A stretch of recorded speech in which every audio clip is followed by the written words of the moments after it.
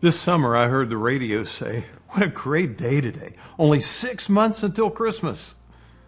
We all know the year's biggest holiday seems to come earlier and earlier, but hearing it mentioned in June made me laugh a little. The promise of Christmas creates so much anticipation in our modern world, but that isn't anything new.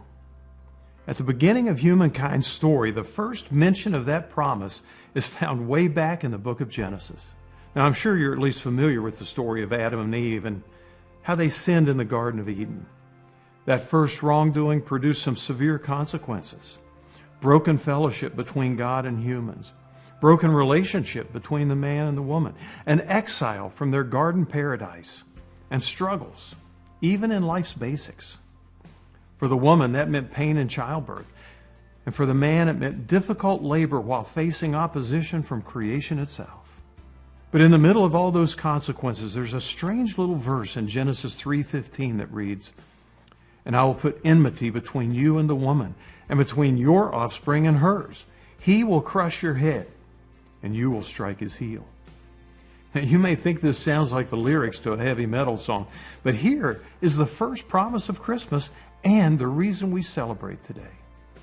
In this verse, God speaks directly to the devil, who took the form of a serpent to fool Eve. He mentions that one day, Eve's offspring will crush the serpent's head, and the snake will strike the offspring's heel. God promises both Adam and Eve one day he will send a deliverer who will defeat the serpent and rescue all of their descendants, namely you and me, from the consequences of sin. Thousands of years later, after countless prophecies, this deliverer was born in Bethlehem, and his name was Jesus. So the next time you hear someone say Christmas is only this far away, remember the promise kept and fulfilled behind it all is the true reason we celebrate.